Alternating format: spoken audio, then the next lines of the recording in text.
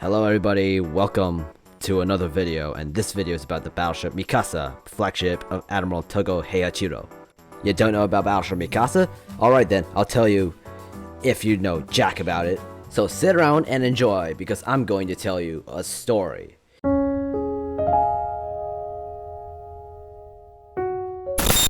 During the late 1800s, Japan launched a serious shipbuilding program. It was intended to build 111 ships into service, all within a decade. Those warships were supposed to be the best in the world at that time and up to date. Mikasa was one of the last 4 battleships ever built in that program, laid down in 1899 and completed in 1900. The battleship Mikasa was built by Vickers, a British company, at a cost of 15 million yen. This was like 6% of the Japanese government budget. And yeah, it was a very expensive project for the country at the time.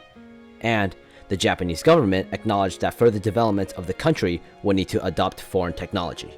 In the 19th century, the leading naval power was Great Britain, and during that time, Britain and Japan were allies in the Anglo-Japanese alliance.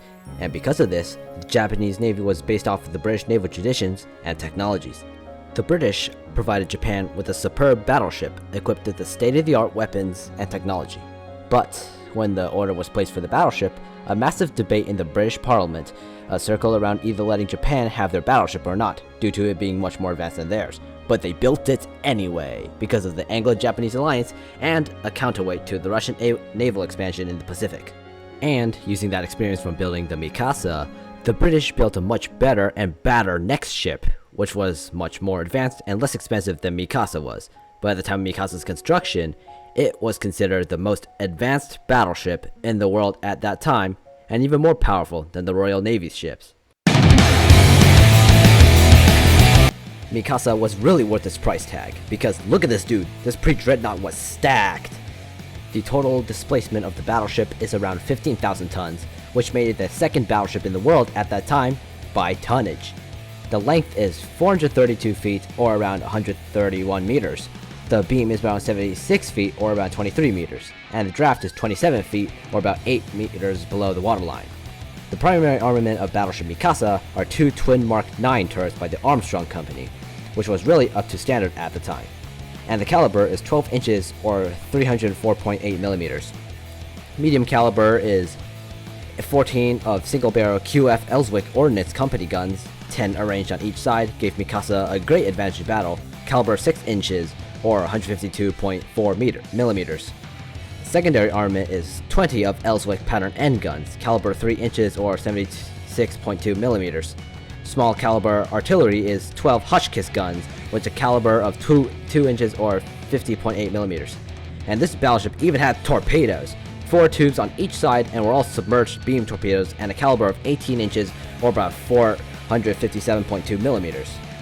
The armor is an English design. It was compact in size and reliable to vital parts of the ship. Main belt armor is 4 to 9 inches thick, or 101.6 to 228.6 millimeters thick. Upper belt armor is 6 inches thick, or 152.4 millimeters thick. Main turret armor is 8 to 10 inches, or 203.2 millimeters to 254 millimeters thick. Conning tower armor is 14 inches, or 355.6 millimeters thick. The mechanical equipment also met the highest standards of that time. Power plants were 2 Vickers engines and 25 Belleville water tube boilers, and the power was 16,000 horsepower, and the maximum speed is 18 knots. Cruising range was a range of 4,000 nautical miles at a speed of 10 knots. If you're not getting what I'm saying, it's that this battleship, pre-dreadnought, got hands and was actually stacked, and Mikasa greatly influenced naval artillery and tactics. Back in those times, there was a popular opinion that big ships got hands would guarantee victory.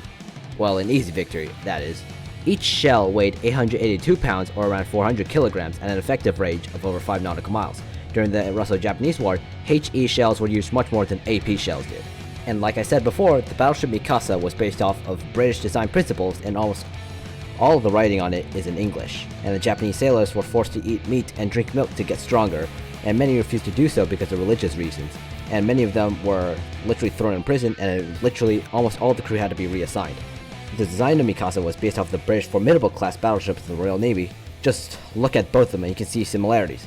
In 1903, Admiral Togo was appointed to command the combined fleet of the IJN. There he formed 3 squadrons and took command of the 1st squadron and chose Mikasa as his flagship. Then he established his HQ aboard Mikasa, and that was like his home for like 2 years. By the beginning of the Russo-Japanese War, the IJN had become a formidable force. Mikasa was targeted many times, the Battle of Yellow Sea, Battle of Tsushima, but every time Mikasa survived. Many officers and sailors fell, but Mikasa was still afloat and carrying the flag. The battleship sustained many hits, but Admiral Togo and his officers remained on the open bridge and never stepped off of it, and they survived. When the Russo-Japanese War concluded, the IJN was getting ready to celebrate with a grand naval parade in Tokyo Bay, but Togo and his staff left to report to the Emperor, and Mikasa had never made it to the parade. The battleship also sustained a disaster. A fire started in her magazine and caused an explosion, breaching the hull, and Mikasa began to take on water, and she sank even keel to the bottom of Sasebo Bay. It took the lives of 250 men and injuring over 300, but was lifted and repaired but never regained glory. They built a solid foundation out of cement and earth up to the waterline, a specialized port for the ship, which still sits to this day at Yokosuka. There, Mikasa became a museum ship. After the Second World War had ended, Mikasa was in ruin, with guns and systems left and right just yoinked off. There were proposals to scrap the battleship, but never happened because it's sitting in Yokosuka like right now. Then, the American military arranged a dance hall on the gun deck, and when young British people saw this, they wrote to Japan Times, saying, "What is wrong with this country? We have preserved HMS Victory, and why can't the Japanese do the same with their battleship?" Yeah, I think I butchered that one. That letter gathered a wide public response in Japan, and a movement began to restore the battleship and reopen it as a museum ship. And, due to most of the guns and systems on it being yoinked off during World War II, most of those missing elements had to be recreated. Oh, and, by the way, a pre-dreadnought is a type of battleship. I hate to break it to some of you. And if you want to call it a ship of the line, that term was used for sailing ships, well before the term battleship was coined. Literally every historian agrees that pre-dreadnought is a battleship and Mikasa is a battleship. You still want to argue? Let's dance, boy. Let's hear it. But anyway, that's the end of this video. You can go away now. Anyways, leave it in the comments below if you want to see another type of, or any sort of warship you want to see me do a video on, and I'll hypothetically listen to you. Oh yeah, that's kind of reassuring, but well, just leave it in the comments anyway. I'll just check on it.